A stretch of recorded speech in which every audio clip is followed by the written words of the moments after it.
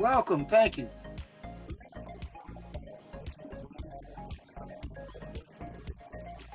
We got started in 1996 as a museum without walls, where we first started collecting and gathering information about the history of Muslims in America, listening to the different stories, the different narratives, traveling up and down the East Coast and even going out the Midwest.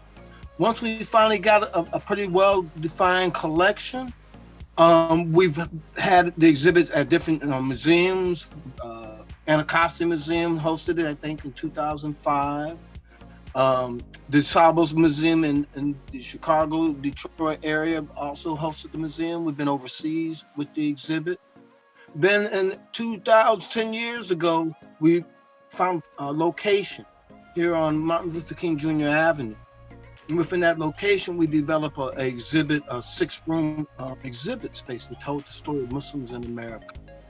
Then within 3 years of being open, we extended and expanded our activities into community engagement. Once we started doing monthly food distribution, we were located around a lot of schools. So we found a lot of students that started coming by.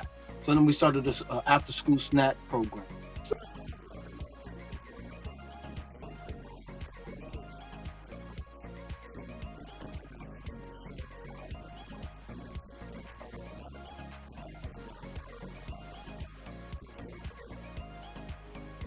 Yes. And we've watched it grown over the years. Over 110,000 people have visited the museum. People have brought in students from West Virginia, all around parts around the country, to come see and learn about America's diversity, Muslim American history. And to see, like a lot of people don't know, like Coney Island in New York, with the first European that was settled, there was a Muslim, Anthony Van Jameson. You know, and then if you look at some of the heroes in the War of 1812, there was a community down there in Georgia, a Muslim community, that was amongst the Gullah people. He told his slave owner, he said, "I got 80 men to help defend this island. I can't count on the other slaves that you own." But he identified 80 members within his community, and his name is Bilali Muhammad. Out of Sapo Island in Georgia. This history is there. It's a very rich history. You'll see it in American cemeteries, tombstones with fallen soldiers with crescents on them. You see it all throughout. You know, we've been hookwinked, as Malcolm said in the famous movie. Think that Muslims wasn't part of American fabric.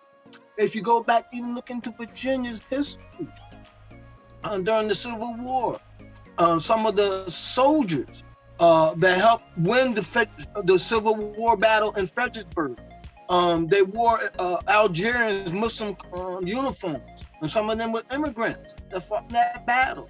And then there's photographs and paintings about these Algerians or Muslim Americans that modeled themselves as the models of the Algerian war soldiers. You'll see it all throughout, even in America's Islamic architecture.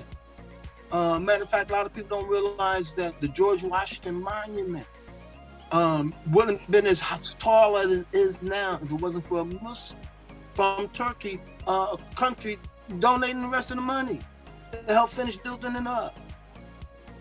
The first country to acknowledge America's freedom and independence was Morocco. It has the longest standing peace treaty with the United States.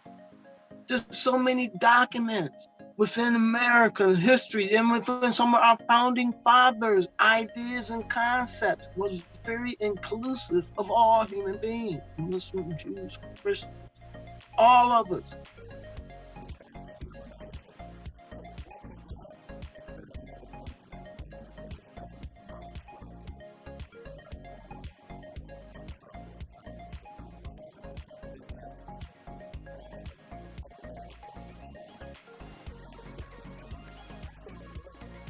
Walaikum assalam, Mr. Jones. Thank you.